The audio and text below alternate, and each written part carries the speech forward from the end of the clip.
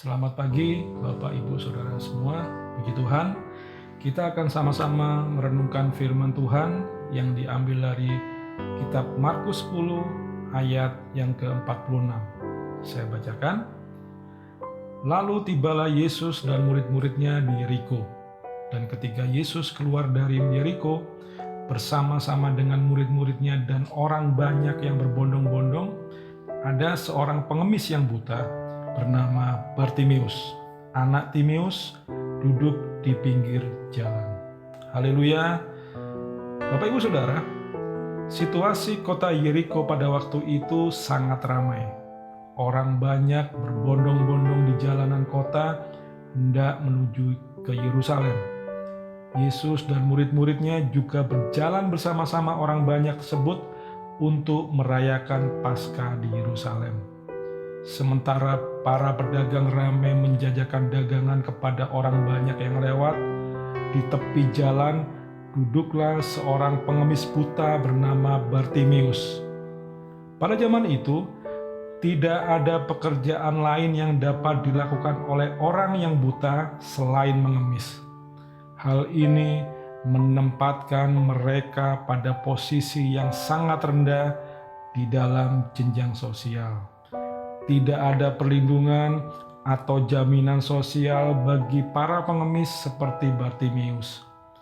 Jika tidak ada keluarga atau orang yang mau menanggung hidupnya, maka ia harus mengemis dan mengharapkan belas kasihan orang. Inilah situasi yang menyedihkan yang dialami oleh Bartimeus.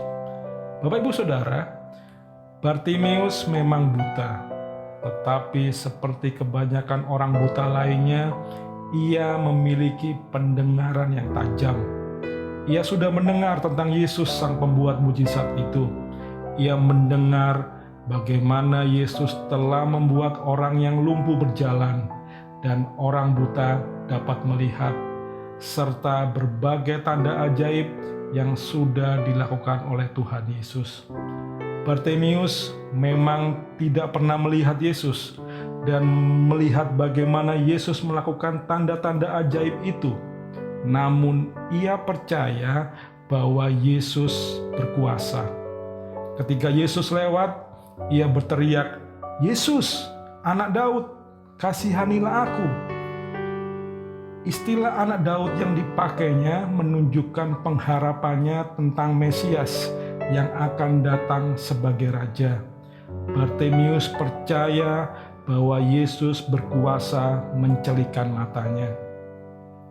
Satu pelajaran penting yang dapat kita lihat di sini bahwa Bartimeus memang buta secara jasmani, tetapi tidak secara rohani.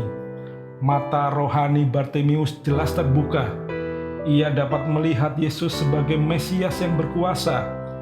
Bandingkan dengan orang banyak yang masih meminta tanda kepada Yesus, sekalipun mereka sudah berkali-kali menyaksikan Yesus melakukan mujizat. Para imam, ahli-ahli Taurat yang adalah pengajar firman Tuhan justru masih mempertanyakan kuasa Tuhan Yesus. Sungguh, kenyataan yang memprihatinkan bagi orang-orang yang sehat secara jasmani, namun tidak pernah mempercayai Yesus dan kuasanya. Berkali-kali mereka menyaksikan bahwa mengalami mujizat, namun tetap saja mereka tidak mau menerima dan percaya kepada Tuhan Yesus sepenuhnya. Bapak Ibu Saudara, ketika Yesus melihat Bartimeus, kepada Bartimeus Yesus berkata, "Imanmu telah menyelamatkan engkau." Bagi Yesus, iman sudah cukup untuk menghadirkan kuasa Allah. Bartimeus bisa melihat saat itu juga. Tak dapat dibayangkan betapa bersukacitanya Bartimeus ketika kegelapan berlalu dari hidupnya dan digantikan dengan pemandangan yang indah yang dapat ia saksikan melalui penglihatannya yang kini menjadi normal. Di dalam ayat yang ke-52, kita membaca apa yang dilakukan oleh Bartimeus setelah matanya dicelikan.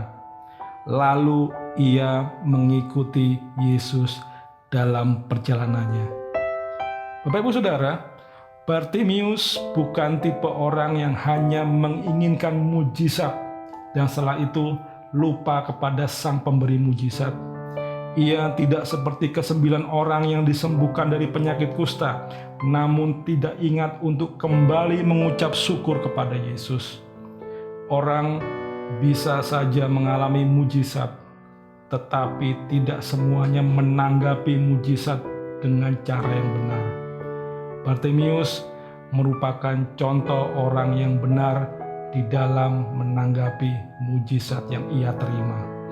Ia tidak hanya berhenti sampai pada celik matanya, tetapi lebih daripada itu, ia menyerahkan hatinya kepada Sang Pembuat mujizat sebagai ucapan syukurnya.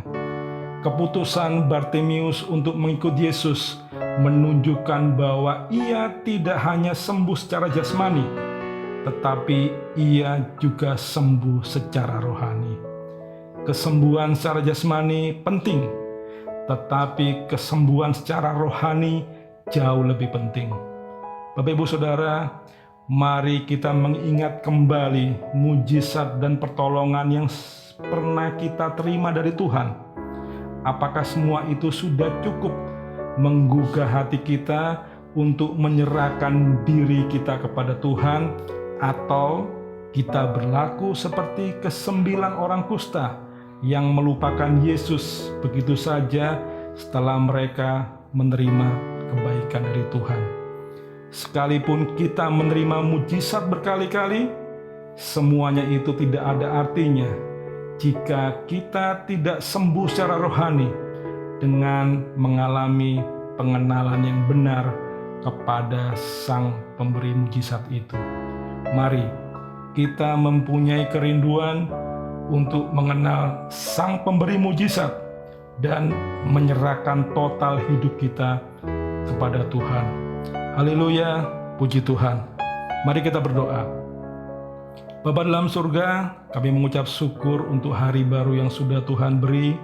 Kami mengucap syukur untuk firman Tuhan yang boleh kami dengar pada pagi hari ini.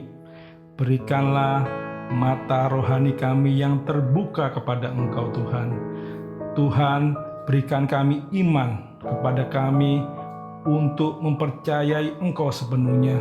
Kami rindu menyaksikan kebaikan dan kuasa Tuhan yang sudah kami terima kepada orang lain. Berkati Tuhan aktivitas kami sepanjang hari ini. Di dalam nama Tuhan kami Yesus Kristus, kami sudah berdoa. Haleluya, puji Tuhan. Tetap semangat, Tuhan Yesus memberkati.